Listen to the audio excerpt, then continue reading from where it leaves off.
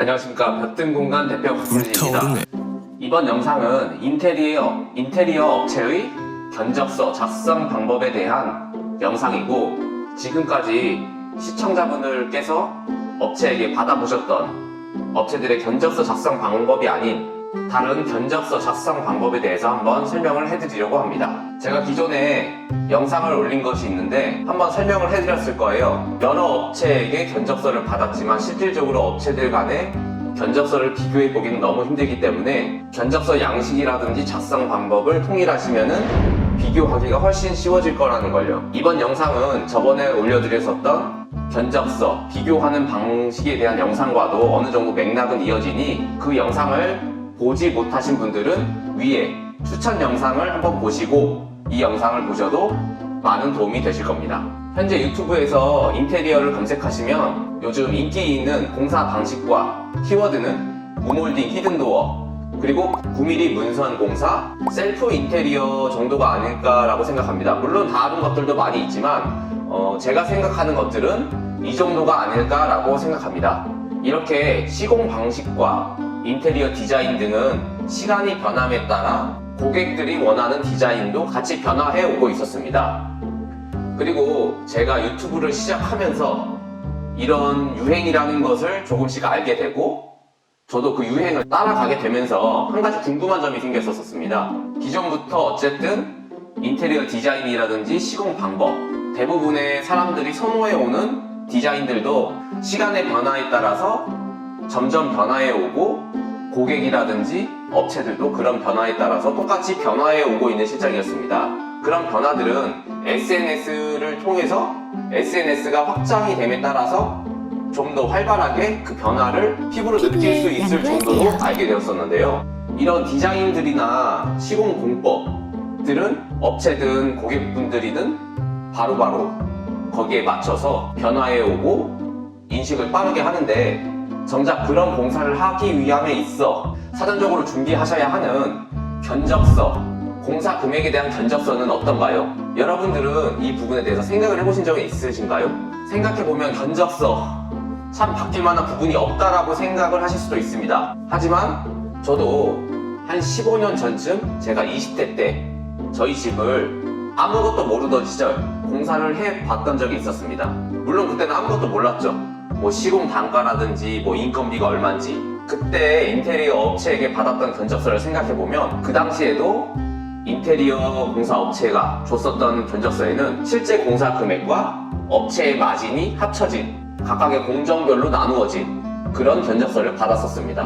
물론 저도 최근까지 저희 업체의 마진을 그런 각 항목들로 마진을 합쳐서 제공하는 방식으로 계속 작성을 해왔었고요. 이렇게 업체의 마진을 각각의 항목에 더한다는 것이 결코 나쁘다는 건 아닙니다. 제가 의문이 들어서 이렇게 영상을 만들게 되었습니다.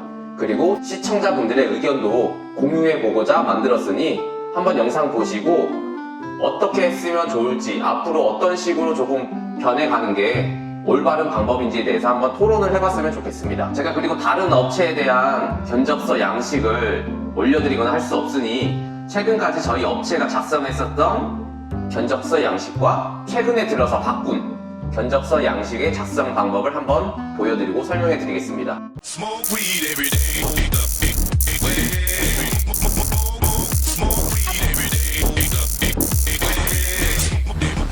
화면의 왼쪽이 5년 전에 작성했었던 견적서고요. 오른쪽이 최근에 작성한 견적서입니다. 5년 전의 견적서를 올드, 최근에 작성했었던 견적서 양식을 뉴라고 하겠습니다. 우선 올드 견적서 먼저 보겠습니다. 보시면 견적서 안에는 각 작업별로 항목들이 나뉘어져 있는데요. 시작을 1번부터 시작하고 있습니다. 물론 0번부터 지정을 하시면 0번, 1번 이런 식으로 진행을 하겠지요. 그런데 이 견적서의 어떤 부분에서도 업체 마진을 확인해 볼 수 없습니다. 그렇다는 건 이 견적서의 어느 한 부분에는 업체의 마진이 들어가 있다는 거겠지요. 누구예요? 어디예요? 어디예요? 여기에요. 어디예요? 여기? 어디예요? 거기에요? 견적서의 각 작업별로 나누어진 1에서 10번, 0에서 10번, 뭐 번호는 지정하기 나름이니까요. 그 안에는 실제 공사 금액 플러스 업체 마진을 합쳐놓은 것이라고 볼 수 있습니다. 예를 들어 바닥평수가 10평인 집을 공사한다고 할 때 1번 항목은 철거, 2번 항목은 목수공사, 3번 항목은 설비공사, 이런 식으로 작업별로 항목들이 나누어집니다. 1번 항목인 철거 작업을 할 때 작업자 8명이 투입이 되고 기공 17만원, 조공 15만원, 장비대 하루 6만원 정도가 듭니다. 그리고 식비와 간식비 등을 해서 인당 만원에서 15,000원 추가가 되겠지요. 실제 철거 비용은 총 74만원이 되는 겁니다. 이런 식으로 마지막 항목까지 각 공사별로 작성을 다 하게 되면 이 견적서에는 업체 마진이 포함이 안 된 견적서가 되는 겁니다. 이제 이 견적서에 업체 마진을 추가해야 하는 겁니다. 업체는 자원봉사자가 아니기 때문이죠. 마진을 기입하는 방법은 여러 가지입니다. 우선 첫 번째로 업체 마진을 정한 후 각 공정마다 균등하게 업체 마진을 나누어서 넣는 방법. 예를 들어 마진을 1000만원이라고 가정을 했었을 때 1번부터 10번 항목까지 각 항목마다 100만원씩 나누어서 넣는 방법도 있고, 마진의 금액을 작업 금액 안에 포함시키는 것도 있습니다. 이것들은 이제 업체들이 자체적으로 판단해서 추가를 할 겁니다. 업체 마진인 총 1000만원을 1에서 10번 작업 안에 균등하게 넣었을 경우 철거 실공사 금액 74만원에서 100만원이 추가가 된 174만원이 되는 거지요. 또는 금액이 조금 적어 보이는 공사 항목으로 좀 더 업체의 마진을 추가할 수가 있습니다. 여기다 넣을까요? 네. 싫은데 여기 넣을까? 네. 싫은데 여기 넣을까? 여기 넣을까? 여기 넣을까? 여기 넣을까? 여기 넣을까? 이거는 작성하기 나름이기 때문에 이건 작성자 마음입니다. 업체 마진을 각 항목에 균등하게 넣을 때도 방법이 조금씩 다른데요. 철거 작업자의 기본 인건비를 올리는 방법, 작업자 인원을 올리는 방법, 예를 들어 공구대라든지 잡사제비를 올리는 방법들도 있습니다. 그냥 업체 마진을 넣는 방법이 각 업체마다 다 다르다고 보시면 될 것 같습니다. 이번에는 뉴 견적서에 대해서 말씀드리겠습니다. 올드 견적서에서 말씀드렸던 작성 순서 중에서 실제 공사 비용에 대한 견적서를 먼저 작성한다고 말씀드렸죠. 1번 항목 철거 작업의 실공사비는 74만원이라고요. 이런 식으로 실공사비만 작성을 다 마치신 다음에 맨 마지막 항목에 업체 마진 항목을 별도로 만드셔서 1000만원을 작성하시면 뉴 견적서에 대한 작성 방법은 끝나는 겁니다. 올드와 뉴 견적서의 장단점에 대해서 한번 말씀해 드리겠습니다. 올드의 단점은 업체 마진이 얼마인지도 모르고 실제 공사 금액도 얼마인지도 모릅니다. 물론 그 각 항목에 업체의 마진과 실제 공사 금액이 들어가기 때문에 그 금액이 공사의 금액으로 생각을 하실 수도 있지만 실질적으로 그건 아닙니다. 그리고 여러 개의 견적서를 받으셔서 업체를 선정할 수 있는 방법은 총 금액만 보시고 비교하게 되는 거고, 업체의 시공 능력도 당연히 평가를 해야 되는 거지만 결론적으로 봤을 때는 총 금액이 저렴한 곳으로 결정을 할 수밖에 없습니다. 실제로 같은 집을 공사할 때 각 업체마다 그 집을 공사하는 비용은 크게 차이가 나지 않을 겁니다. 그러니 총 금액의 차이를 결정 짓는 건 업체가 그 공사를 하는데 어느 정도의 마진을 그 총 금액에 더 포함을 시키는지가 가장 중요한 부분인 것 같습니다. 올드의 장점에 대해서 말씀해 드리겠습니다. 올드의 장점은 고객 입장에서 너무 복잡하게 생각하실 필요가 없다는 점입니다. 공사 범위라든지 실제 공사에 들어가는 마감 자재들, 이런 것들에 대한 스펙은 견적서를 받으시는 업체마다 어느 정도 수준도 비슷하고 자재 마감에 대한 퀄리티도 비슷할 거니 단순히 총 금액만 보시고 비교를 하실 수 있다는 점이 장점인 것 같습니다. 그럼 이번에는 뉴 견적서의 단점에 대해서 말씀해 드리겠습니다. 뉴 견적서의 단점은 실제 공사비와 업체 마진이 나눠져서 보여지기 때문에 업체 마진을 보시고 생각을 한다라고 하시면 고객 입장에서 업체 마진이 다소 과도하게 책정이 된 것처럼 느껴지실 수도 있습니다. 뉴 견적서의 장점에 대해서 말씀해 드리겠습니다. 뉴 견적서의 장점은 일단 실제 공사비와 업체 마진이 분류되기 때문에 업체들의 견적서 비교를 실제 공사비와 마진으로 분류하셔서 비교를 하실 수가 있습니다. 그리고 견적서를 보실 때 내 집을 공사를 할 때 실제로 이 정도의 공사비가 들어가는지를 눈으로 직접 확인을 해 보실 수 있다는 것도 장점입니다. 이곳에는 업체 마진이 빠졌으니까 당연히 업체 마진이 빠진 실제 공사비만 들어가는 거지요. 그리고 업체에 대한 마진 부분은 고객분들이 직접 판단을 하시면 될 것 같습니다.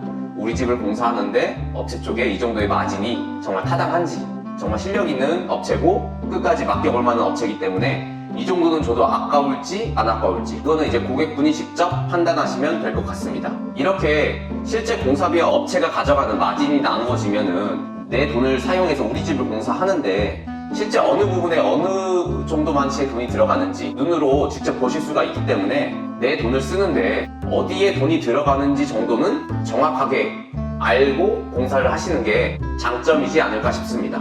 그리고 뉴 버전에 대한 견적서에서 참고하셔야 될 부분들이 있습니다. 업체가 실제 공사 금액이라고 해서 10명이 투입될 걸 예상해서 10명을 투입하면 좋지만 각각의 집은 어떤 변수가 생길지 모르기 때문에 실제로는 10명이 될 것 같지만 로스율을 조금 더 포함할 수가 있습니다. 예를 들어서 10명이지만 11명, 12명이 될 수도 있는 거지요. 이걸 너무 과도하게는 잡으면 안 됩니다. 하지만 그래서 이 금액이 조금 더 추가될 수 있는 부분이 있습니다. 하지만 마진이 포함된 부분에서는 이런 부분들이 업체가 관리를 잘하게 되면 업체의 마진으로 갈 수도 있지만 진짜 실제로 공사를 했었을 때 내가 로스율을 잡아놨기 때문에 업체 마진이 줄어드는 것을 예방할 수도 있습니다. 자재가 모자라가지고 더 시켰거나 운반비를 추가적으로 더 했거나 이런 것들이 작다라고 생각할 수 있지만 작은 것들이 모이면은 큰 부담이 될 수도 있습니다. 이렇게 올드와 뉴 견적서에 대해서 이제 장단점도 제가 한번 말씀드렸습니다. 솔직히 이것 말고도 말씀드려야 할 만한 부분들이 정말 많습니다. 하지만 큰 틀만 말씀을 드리자면 이런 부분들 정도이지 않을까 싶습니다.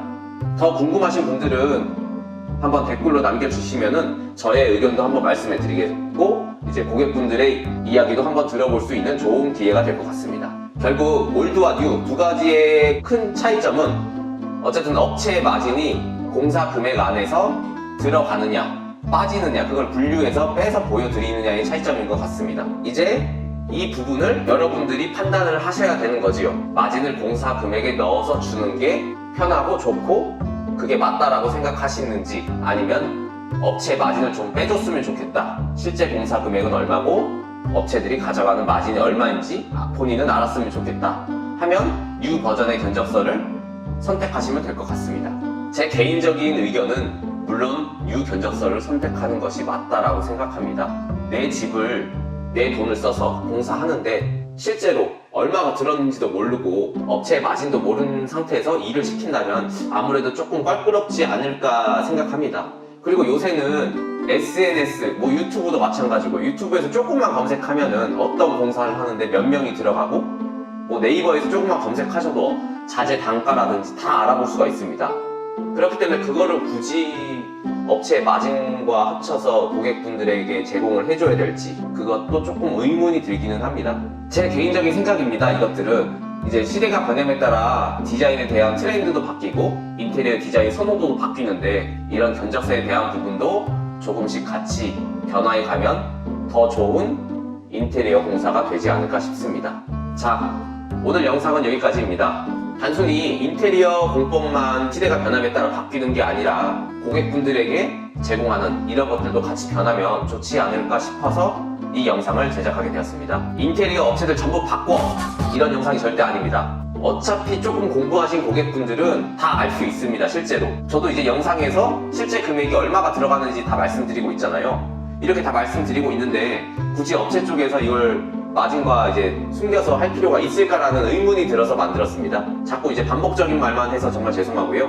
한번 제안만 해드립니다. 지금까지 시청해주신 분들 감사하고요. 지금까지 볕든공간의 곽동진 대표였습니다. 그럼 안녕.